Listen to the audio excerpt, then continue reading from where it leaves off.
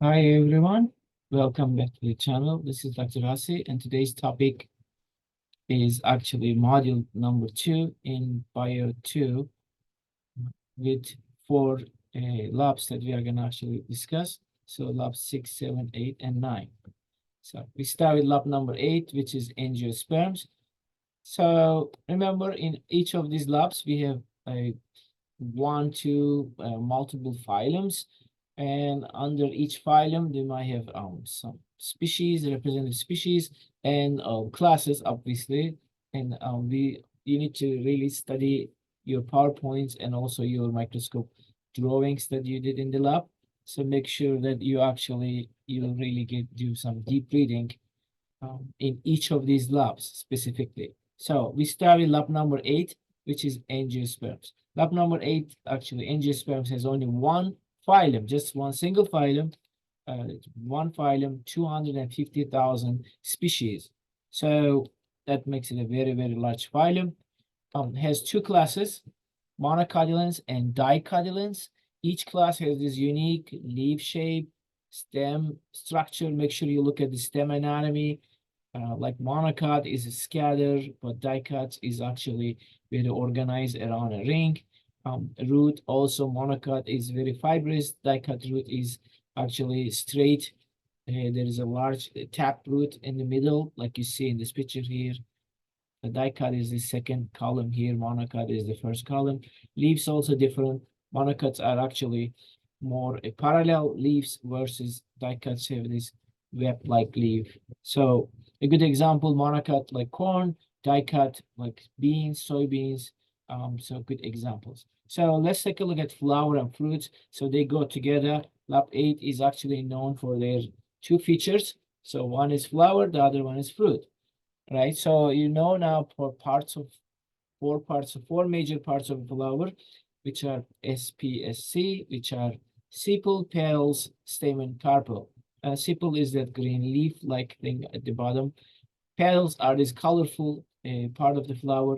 Stamen is the male part where with the pollens, and then carpel is the female part of the flower, which has a ovary at the bottom, which becomes fruit later, and ovules inside that becomes seeds later, right? So make sure that you actually study these parts of the flower. So, and next comes fruit types. So we have maybe 10, 15 different types of fruits, but we can divide them into groups. The majority of them are simple fruits because they come from simple flower, like you see in this picture, like this flower, like here. Then there are a few fruits that are called aggregate, like raspberry, blackberry, um, multiple, like pineapple, and then accessory, like strawberry. Then simple fruits like apple, palm, you can see in this chart and also in your slides. Achene like sunflower, capsule like poppy seeds, caryopsis like corn, berry like tomato, and asperidium like lemon, pepper like watermelon or pumpkin.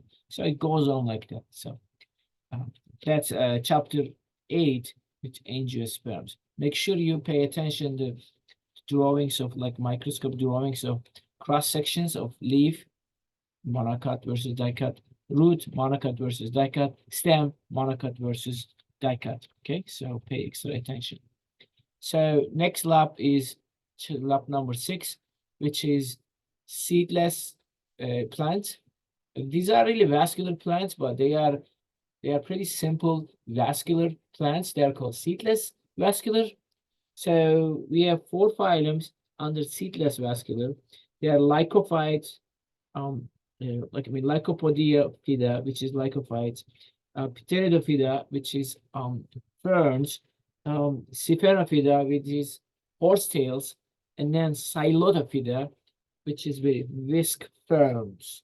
So four phylums, they are seedless vascular, and each phylum has representative species that you have drawn in your lab book during the lab number 6.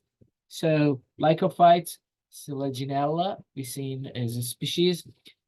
Pteridophytes like ferns, like Pteridium, Sphenophyta, Equisedum, like we see as a horsetail, and then Psilophyta. There is one really good example. Really, it's called Psilodon. It's one of the oldest continuously living species, so called Psilotum. So these are lap number 6. So pay extra attention to, again, anything you draw, cross sections. Remember, these plants don't have flower or fruits. These seedless plants. So instead, they have spores, and spores actually later becomes archegonium, antheridium, like male, female. So pay attention.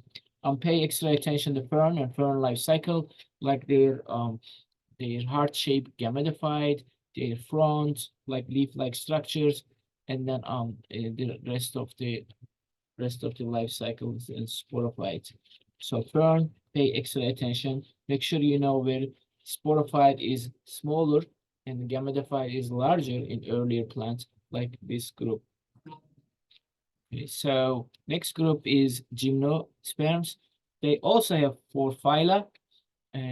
These are more advanced plants, and there are some really cool representative species under gymnosperms. So their 4 phyla is Coniferophyta, which like pine, fir, Gineto, like Ephetra, Cycado, like Cycas, Zamia, and Ginkgo phyta, which is Ginkgo biloba is under Ginkgo phyta. So 4 phyla. Gymnosperms have some of the tallest, oldest living organisms ever on Earth. So the phylums are actually listed here. So this is lab number 7. These are considered seed plants because they don't have fruit or flower, but they do have a cone, and cone, inside cone, they female cone, they have seeds. So there is life cycle of pine. That's a good one to study. So, and pine pollens, remember they have these Mickey Mouse like wings, right? So make sure. So cones, female versus male cones. So pay extra attention. This is gymnosperm, really cool group of 4 phylums. And the next one is fungi, which, because we already talked about angiosperms at the beginning with flower and fruit, remember? So next one, we switch to fungi. I want to point out fungi is a different kingdom, right? This is kingdom fungi.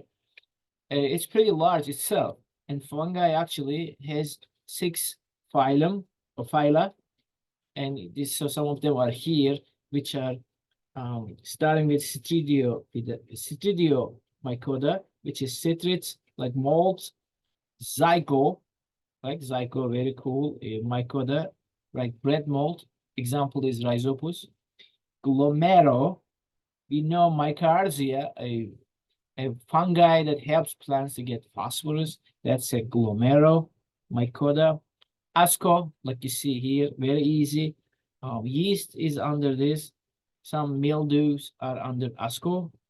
Basidio is also very easy to tell because of these mushrooms are here, club fungi, and also rust, R-U-S-T, like wheat rust. Deutero, which is not in this list here right now, but penicillium, which kills bacteria, is a fungi which made of come from a Deuteromycota, which is one of the 6 phyla. So fungi has a lot of other things going on, but make sure you check the typical fungi structure, like hypha and mycelium, which are made of their structure. There are 1.5 million species on the fungi, very, very large. And very lastly, there is a group called lichens. Lichen is a combo of fungi plus algae. So it's a living symbiotically, and there are 25,000 species of lichens. So lichens interesting because they can actually so they can survive in under very extreme cold conditions. So they are survivors. Cladonia is a species of lichen, just one example. So fungi have asexual and sexual reproduction, like plants. And mycelium is actually their one and form of their life cycle. So pay attention life cycles in each of these phylums. So study 6 to 9. We will do more review in the next class and a quiz. So keep studying and thanks for watching, and please feel free to inbox me and comment here and like and comment here in this video, and happy studying.